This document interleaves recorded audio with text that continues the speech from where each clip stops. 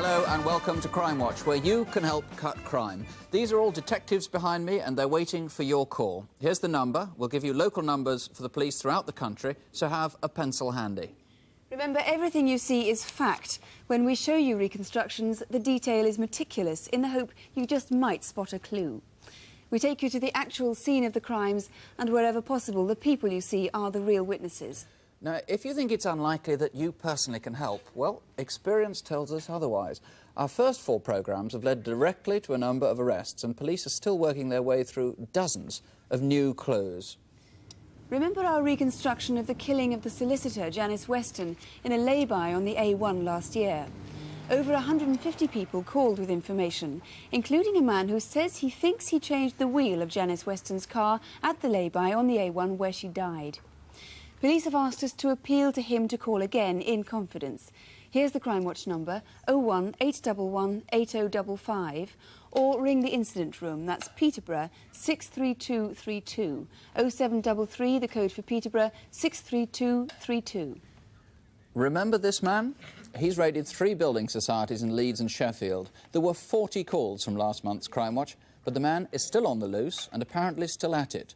Police have linked him with 3 new crimes.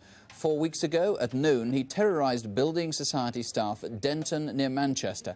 An hour later, he did the same at Glossop in Derbyshire.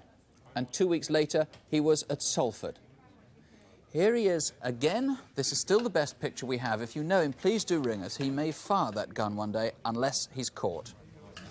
And back in June, you may remember the Aladdin's Cave of stolen goods from Devon and Cornwall. Well, not only have some of the items been identified, but 2 people have been charged with a series of burglaries and committed for trial at Exeter Crown Court.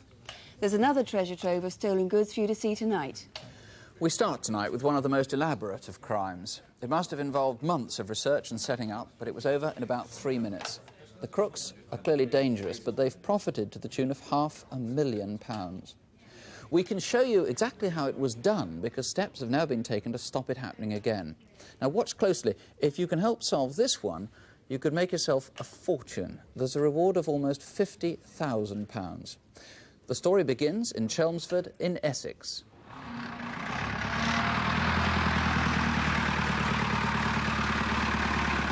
Good morning, ladies and gentlemen.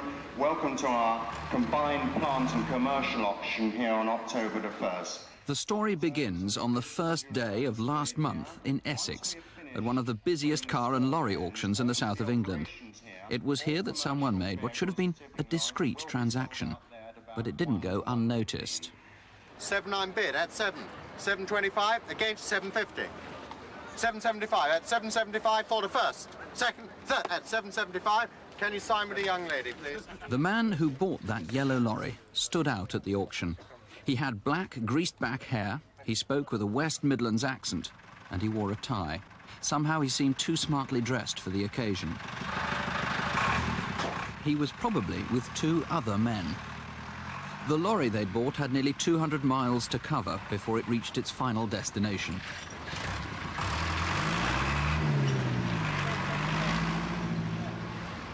It's 8:30 a.m. the next day, Tuesday, October the 2nd. And 2 men joined this blue Bedford van filling up at a petrol station at Market Drayton in Shropshire. One of the men was particularly distinctive, heavily built, 5 foot 10 inches tall, with long, dark hair and a striking Mexican-style moustache.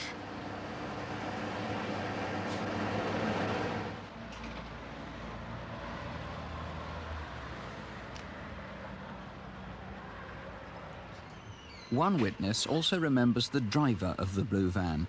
He was stockily built, in his late 30s, and he had light brown hair which looked as though it was receding at the sides. He also wore a gold ring on his right hand. Thanks a lot, love. The blue van had been stolen from Leeds in June. Just after 10 a.m. that same day, on an industrial estate in Telford, a van driver noticed a stranger in the lorry park. He was picking up this distinctive purple and white tipper truck. It had been parked there for a week. This lorry had been bought 12 days earlier at another auction in Measham in Leicestershire. It had an appointment to keep in just over 2 hours' time.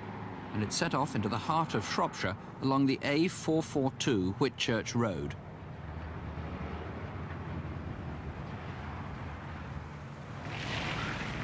It's later that same day, Tuesday, October the 2nd.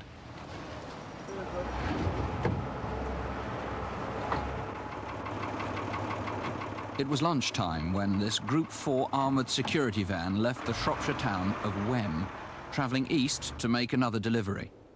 The journey took it over Western Crossroads on the A49. That's the main trunk road from Shrewsbury to Warrington. And that was where it passed a distinctive purple and white lorry.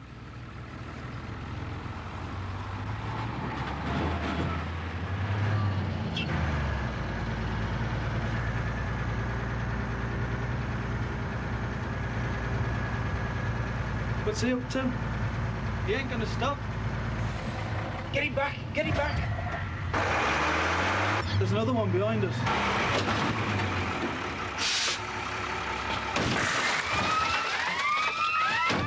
Out! Quick, now, come on, out, out! Okay! Round the front, come on! Lie down! Turn your leg! Lie down!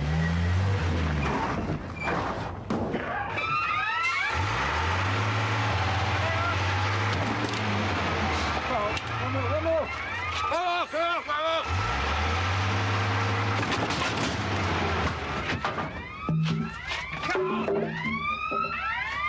Go on, fast with that cat! Don't shoot! Okay, don't shoot! Right. Go on! Hurry up! Okay! Don't shoot! Come on! There's no more! That's it! Go!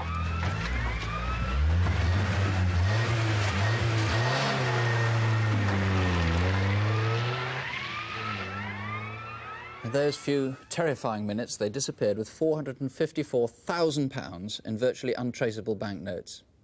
Now, just to recap, the yellow lorry came from Chelmsford and was driven 200 miles to the ambush point near the A49. That's not far from the Shropshire market town of Wem.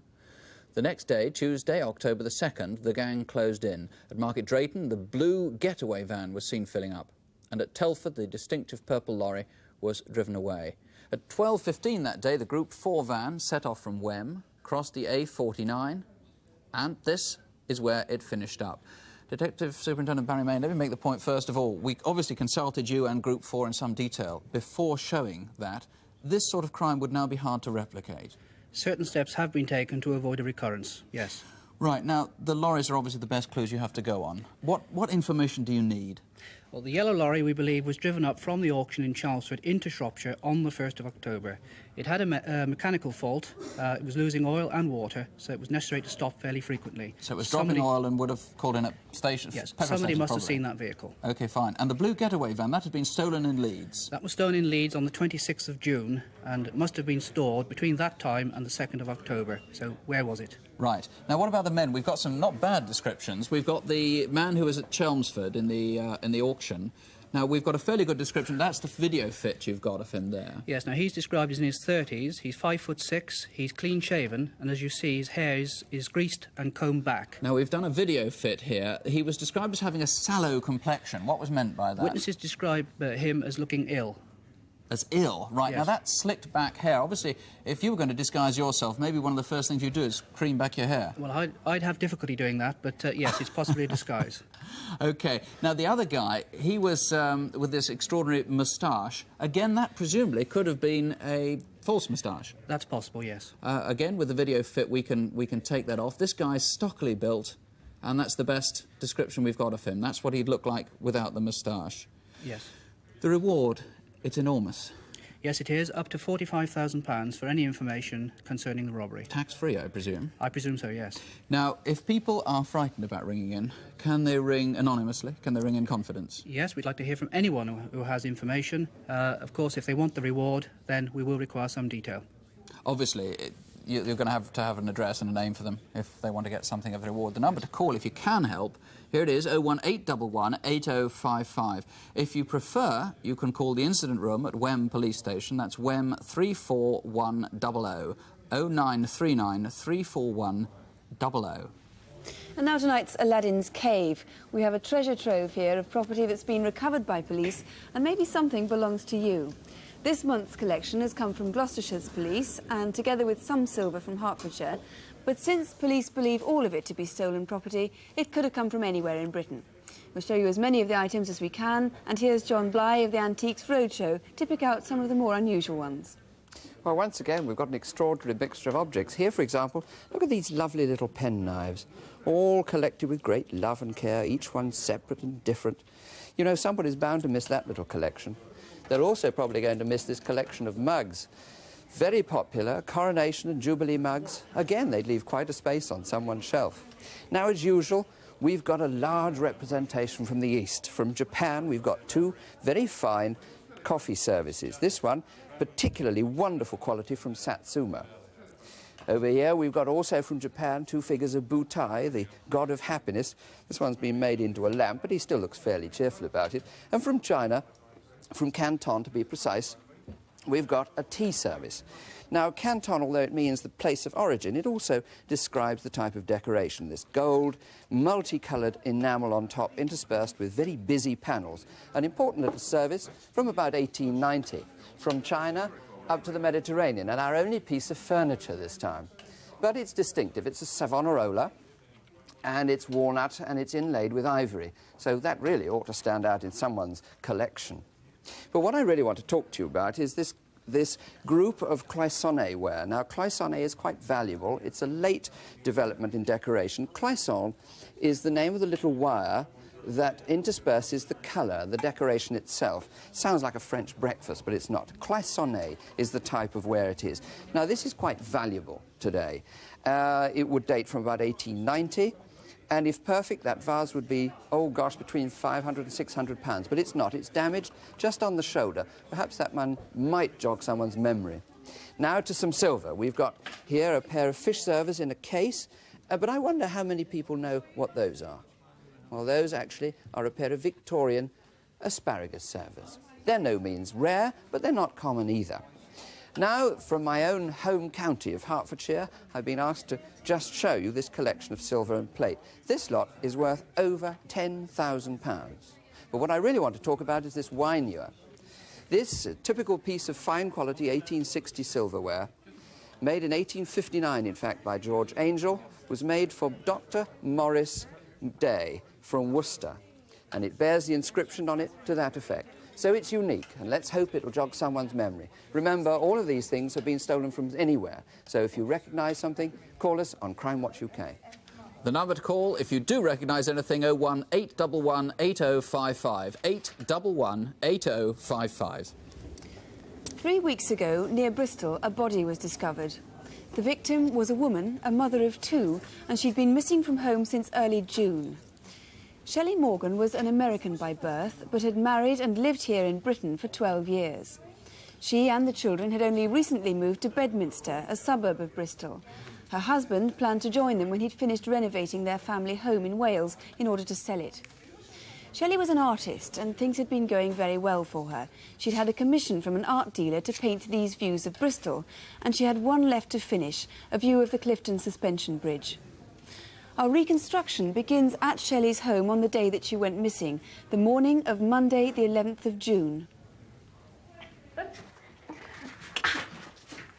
That's it. Thank you. That's it, darling. I'm ready. Good.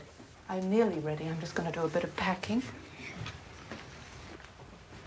What are you taking that for, Mum? My camera? Well, you know that bridge I showed you the other day, that pretty one near Clifton? Oh, yeah, that big one. Well, that's the last of my sketches. Oh. And if I take some photographs, then I can paint and draw at all the angles that I want. Oh. Okay? Come on.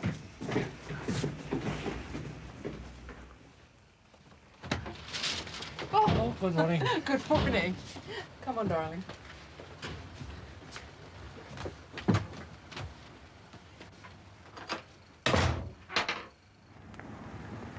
Hello, Charlotte. Hello. Home at the usual time? Yeah. Bye-bye. Bye. See you later.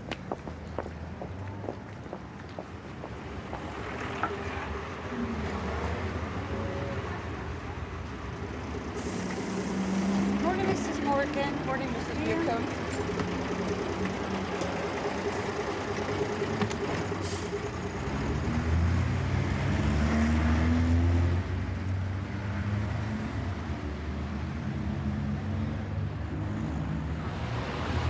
A couple of hours after seeing her children off to school, sometime between 10 and 11 a.m., Shelly Morgan called into the sorting office in Kent Street to collect a registered letter. I've got a banker's card. The letter contained money from her husband, which he sent every week while he was away working on their house in Wales.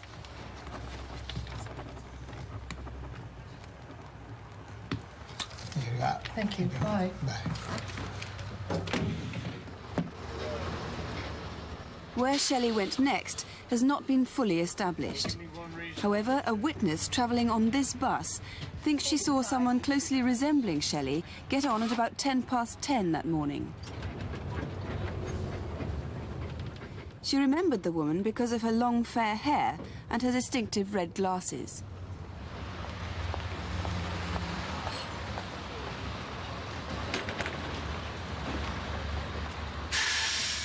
If indeed it was Shelley Morgan, that bus would have taken her to the centre of Bristol and the bus station.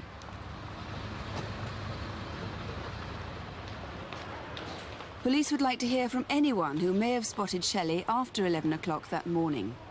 If she did plan to photograph the Clifton Suspension Bridge, she could have got a bus from here.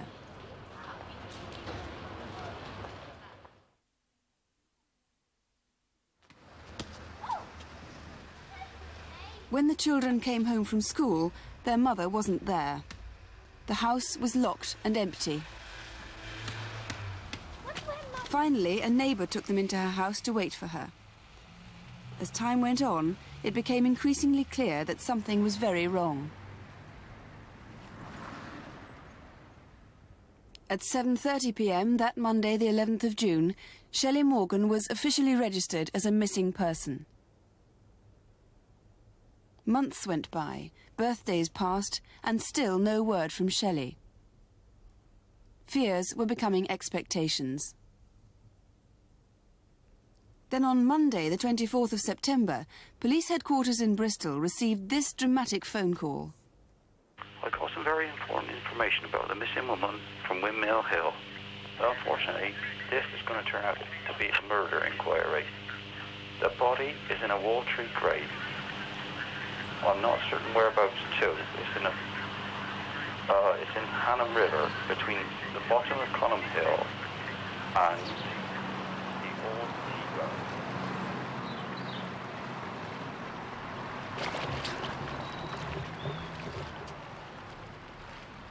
Police had to take this call seriously. Immediately, they launched an underwater search team to look for the body. After 19 days, their intensive search revealed nothing. Tell me when you're ready to leave, bottom over. The call about the stretch of river at Hannam had been a hoax. Then just 2 days later, police were speeding west of the suspension bridge where Shelley had intended to take photographs, and west of Bristol to Backwell, just 8 miles from where Shelley lived. Their destination was Long Lane in Backwell, Avon. The missing person inquiry had become a murder investigation.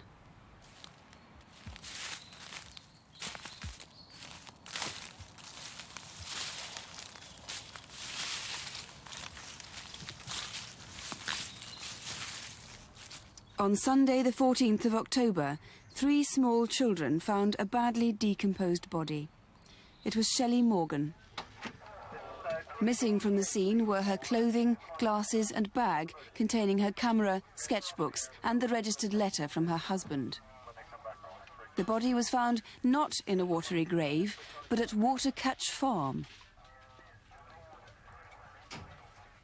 A full-scale police investigation to find her killer has now begun. Shelley Morgan's father speaks for the first time about his daughter's death. Well, the biggest irony of this whole thing is that for 12 years, during which time Shelley was here, we never worried about her physical safety. We knew that she was here in a very highly civilized, decent country, surrounded by people of goodwill and honesty, and generally well-ordered community, and we simply did not have to worry about our daughter. Of course, now this is all gone.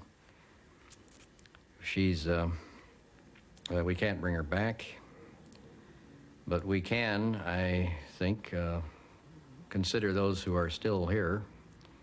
We feel that this person is an extreme menace to just about anyone. And we hope that anyone who might someday or somehow know something about this person, that they will be able to come forward to the police and convey this information to them. Well, Detective Superintendent, the anonymous caller who called you had a local accent. Do you think he would have had anything to do with Shelley's death, in fact? Well, we won't know until we trace him. I wouldn't have thought so. But it is very strange that he phones us 3 months after her disappearance. Why? Why was he phoning us at that time? Is there some little piece of information that he's got that he wanted us to be interested in? We won't know until we find him. If it is a hoax and he comes forward, will you prosecute him? Of course not. We're dealing with a murder inquiry. All we want to do is arrive at the truth, and that's it. So if he is watching, please contact us and we'll resolve it and find out what it was all about. Now, you're sure that she was killed on the actual day she disappeared, on June the 11th. What was the motive for her murder, do you believe? Well, it has all the appearance of sex. She was naked apart from her shoes and a pair of tights, face down in a copse. Her clothing's gone somewhere. We're still carrying out certain tests, but there's little doubt that it must have been a sexual attack and then a murder. So what exactly do you need the public's help with? The clothing's missing, as you say. Do you think somebody might have found that? Anything and everything. Anything that anybody knows about her movements. Perhaps the man responsible is already in prison and has talked to somebody. Anybody who's got a lodger they're worried about. A woman who's had a bad experience in a car. Somebody trying to pick her up in a car. That's the one thing we are certain of. She must have been taken there in a car, and at that time she was either alive or she was dead. That bag is very distinctive, isn't it? That might provide a clue. It is. That bag was made from a blueprint that her mother supplied from materials that we found at her home, very similar to the one she had. As you've already said, her dress is missing, her red spectacles are missing, the registered envelope is missing. All those items are somewhere. Her clothing is somewhere. And the most vital clue of all, of course, is the camera. This is the most vital clue that we have got, as you said. This is an identical camera. It's an Olympus, as you see. It's an OM20 camera. And I do appeal to anybody watching tonight, please give us 2 minutes of your time, because there's only one camera in the world that's got the number 1032853 on it. It's stamped there on the metal at the bottom here. That camera was stolen from her. Please take time after the programme to look. If you've acquired a camera like that since the 11th of June, please check it. And any dealer that's watching, will you please take a note of that number and check your stock in the morning. Detective Superintendent, thank you very mumuch indeed. The number to ring is 01811 8055, or you can call the incident room in Bristol, which is Nailsea 854 011, 0272 854 011. And if you live in Bristol, you can ask the operator for free phone Nailsea Incident Room. Now the Crimewatch Incident Desk, where we invite the police to appeal to you directly. Tonight, we start with a major new request for help in the investigation into the bomb attack at Brighton. Here are Chief Inspector David Hatcher and Detective Constable Helen Phelps. The Brighton bomb inquiry depends on eliminating everyone who stayed at the Grand Hotel since July the 1st. But that's been made more difficult because, for whatever reason, many people registered under false names. Sussex Police have asked Crimewatch to make a special appeal for one man who booked in using the name Roy Walsh. On September the 15th, 16th and 17th, just 3.5 weeks before the bombing, he stayed in room 629, the room where the bomb was planted. Detective Chief Superintendent Jack Rees, who's heading the inquiry, has joined us here in the Crimewatch studio. And if the man who gave his name as Roy Walsh rings, now Mr. Rees guarantees that his call will be treated in absolute confidence. He also wants to hear from Mr. Walsh's companion that weekend, the 15th to the 17th of September, and anyone else who thinks they may know who Roy Walsh is. And your help is urgently needed in tracking down a man who raped an unemployed girl 3 weeks ago on Tuesday, October the 16th. The well-spoken, middle-aged city gent first approached the 18-year-old girl on Monday the 15th of October as she left the job centre in Erdington in Birmingham. Smartly dressed in a blue-grey suit and calling himself Mr. Day, he invited the girl to come for an interview for a job as a receptionist. But his calculated plan had started a week earlier when he gained the keys and access to an empty shop at 38 Marsh Lane, Erdington. He then placed advertisements, this is one of them, in various local newsagents. The number for applicants to call was this phone box on the corner of Membury Road and Washwood Heath Road. Did you see a man hanging around this box between the 10th and the 16th of October? On Tuesday the 16th, that the girl he had met at the job centre kept her appointment at the Marsh Lane shop where she was assaulted. The man we're looking for is 45 to 50 years old, 5 foot 10 inches tall, well built and of smart appearance. There's evidence that he may have been driving a white ex-registered Metro, and he claims to come from outside the area. If you know anyone who fits this description and was in Birmingham between the 10th and the 16th of October, please ring us. At 3:15 p.m. on the 3rd of October, a Securicorps van arrived at Norman's Cash and Carry in Christchurch, Dorset, to make a routine collection. The van was attacked, and as this police reconstruction shows, the driver was shot in the leg. The vital clue which you can help with are these overalls, which were dropped at the scene during the attack. Just here, on the inside of the pocket, there is a name. It's hard to make out the writing now, but by close examination, you can see that the name is B. Gregory. B. Gregory may know nothing about the armed attack, but he or she may well be able to put police on the trail of the armed robbers. Let us know if you have any idea who B. Gregory might be. Next on Incident Desk, we've 4 faces we want you to take a close look at. Among the Crimewatch photo call faces this month are these 2. The robbery squad have asked us to appeal to anyone who may have seen these 2 men. On the left is Christopher Haig, and on the right, Stefan Raczynski. Both of these men escaped from Harrow Police Station on Wednesday the 3rd of October, where they were waiting to appear in court on charges connected with an armed robbery. Both men may be armed and should certainly not be approached. If you think you've seen them, you can ring us in confidence here on Crimewatch UK. And have you seen this man? His name's John Goldie, and police believe he may be able to help them with their inquiries into the theft of £52,000 from a Securicorps van in Coventry on the 7th of June this year. He speaks with a Scottish accent and has a tattoo, Scotland Forever, on the left forearm and Gloria on his right hand. Incidentally, he was last spotted at Alnwick in Northumberland on the 4th of July this year. And the third picture we want you to study was taken at the Baker Street branch of the Newcastle Building Society in London's West End. At 3:45 p.m. on Wednesday the 22nd of August, this man threatened staff with a handgun, demanded cash and then walked out with the gun and the cash in his plastic bag. If we zoom right in on our enlarged print, we get such a good look at the robber's face that someone must surely recognise him despite his dark glasses. Ring us here if you recognise him. Someday he may use his gun. He's about 5 foot 8 inches tall and has sandy hair. And call us if you recognise any of the faces in our photo call. And if you have any information on any of those cases, call us here on 01811 8055, 01811 8055. Our next and our last reconstruction tonight is a crime that police already know is going to be a very hard one to crack. It seems to have been a professional killing, a cold-blooded execution almost. Now, you may not know who did it, but you might know of a motive or have a clue. The victim was Lloyd Simpson, a Londoner, and if you're an East Ender, you might have seen him walking Yank, his American pit bull terrier, in Victoria Park in Hackney.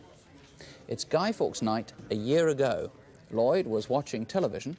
Outside, there was a fireworks party, a noisy one. This film might prick someone's conscience. In fact, Lloyd's father is so anxious and determined to have the killers caught that he's decided to relive what happened with an actor playing the part of his son.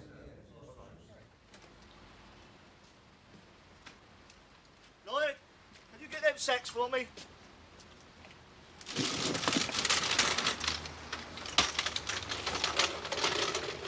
Colour in there and white in there. All right, then. I'm a waste paper dealer. I collect waste paper, cardboard, and I do transport. So Lloyd worked for me. Just got to make a quick phone call. Lloyd was with me Friday afternoon, and I asked him if he would take the car home on the night time. So he said, yeah, OK, I will.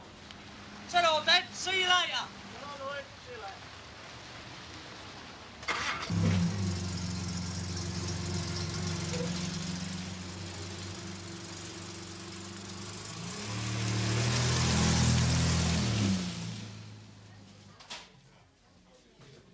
When I arrived at the pub, he was sitting at the bar, drinking his little half a pint, as he always has, and his cigar. But he never seemed worried, never seemed anything like that. He seemed happy enough.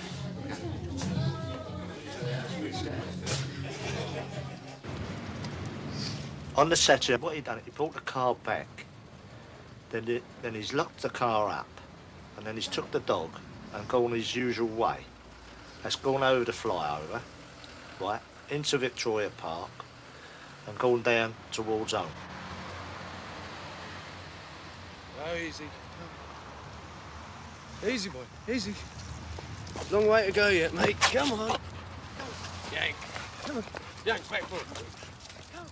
Get your legs up. Yes. Go on. Who's that? Go on. Go on. See if you can get him. Go on. Go on. You can do better than that. Go on.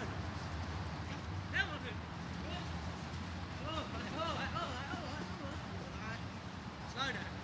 Yang is a wonderful dog.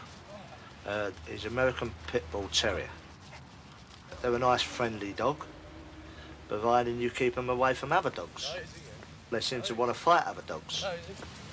All right, mate. I can't stop. I'll see you later on, all right? They are valuable dogs. I would say they're at £500–600. They're supposed to be being brought into this country for fighting. But I don't know of any what do fight, and I know the Yankees never fight because Yank's he was only 11 months old.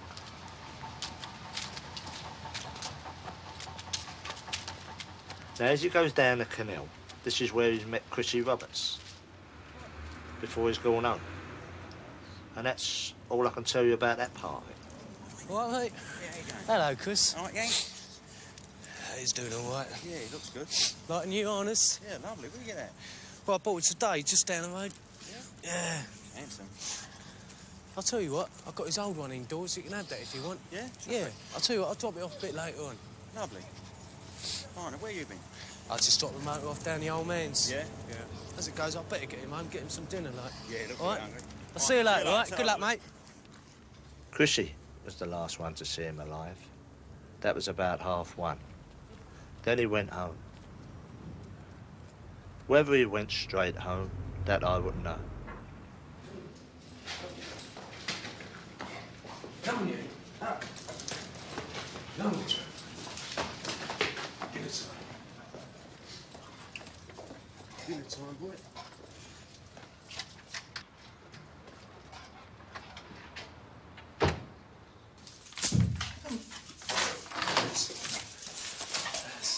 Come on.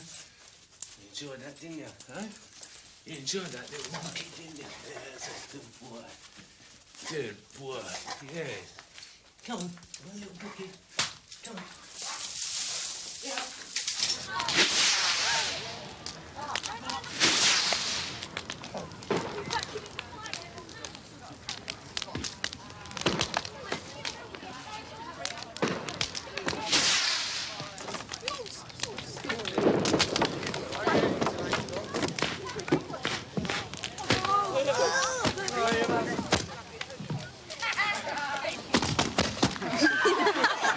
Now, can you actually believe this? 2:07:41 is Resch. Bartelski is over the bump. He's over the second.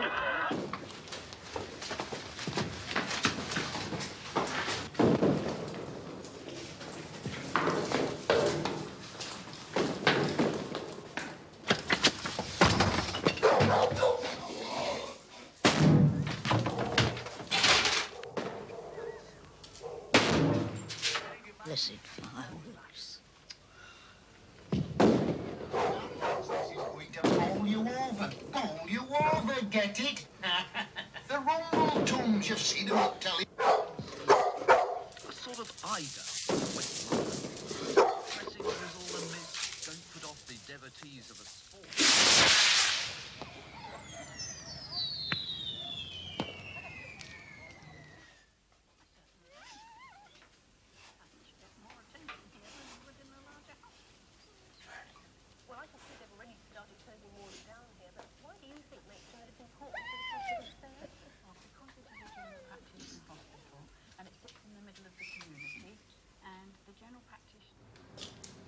As far as we know, he laid there from the Saturday to the Sunday, and from the Sunday to the Monday.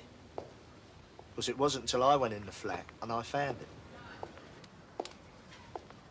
I went through the door, and then I shouted out, Lloyd, Lloyd, where are you? Lloyd. And then I got no reply.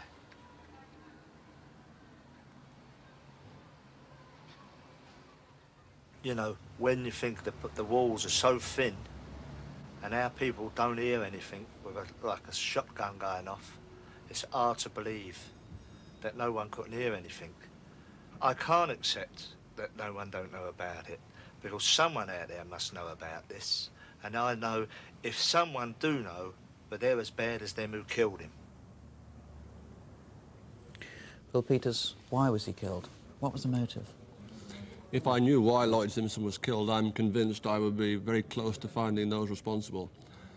Quite clearly, he was killed for something he had in his possession. I think it may be drugs or something like that, because his premises had been searched very thoroughly and in what appears to be a frenzied way. And those responsible probably found what they were looking for. But it must have been something very important for them to kill Lloyd Simpson for. He wasn't expecting anyone, was he? He certainly wasn't. All indications are that he was sitting watching television, quite comfortably with his shoes off, watching Saturday afternoon television. So he hadn't made an appointment. I mean, could they have known that he was going to be there? Might he have met them that afternoon? I don't think so. They could see him from the veranda by looking straight through the kitchen window. They could see him sitting there, clearly through the beaded curtain, and they then kicked the door in, went in and shot him. Now, apart from the neighbour, no one saw him, no one heard him? That seems to be the case. Unless, of course, people were frightened to tell you about it. Yes, this may well be so. If anyone is too frightened to come forward and to give me their name and address, they can do so, obviously, anonymously or in complete confidentiality. And, of course, they can talk to a civilian if they're too frightened to talk to a police officer. So the motive is really the key thing. You need to find out why he died, and then you'll know who killed him. Yes, that would be a big step forward. Quite clearly, those responsible were very calculating. They chose the night very carefully. Because of the fireworks going off at the time, and they were thoroughly ruthless. And I would just like to add my words to those of his father and say that if any of you know why Lloyd Simpson was killed, whatever he had in his possession, please contact us as soon as possible. All right, Bill Peters, thanks very much. You can call us here at Crimewatch on 01 811 8055, or you can ring the City Road Police direct at City Road on 488 5271. That's 488 5271. And all the numbers are on CFAX on page 185 for the rest of the week. If you don't have a phone or can't get through, drop us a line. All letters will be treated in confidence. Here's the address: Crimewatch UK, BBC TV, London W12 8QT. The main number is easy to remember, and we're here all evening, remember. Please ring if you think you can help in any way. In fact, as always, we'll be back to tell you what develops in an hour from now. That's Crimewatch UK Update, here on BBC One at 11:05. In fact, I've just been told we've had 30 calls so far on the battering ram attack on the Group 4 security wagon, with lots of new information. And we've had several calls on the Brighton bomb too. One man has called who may be of particular interest.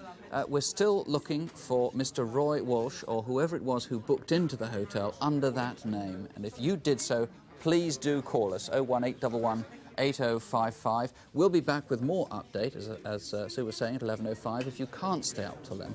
Do please believe us as we leave you with what's become something of a familiar reassurance on Crimewatch. Even though it doesn't seem like it at times, Britain is still one of the safest countries on earth. And the sort of crimes that we've asked your help with really are extremely rare. In fact, from the sort of response that we've already had, it's just possible that after all your calls tonight we'll be just a tiny bit safer still. So please, don't have nightmares. Good night. Good night. Bye.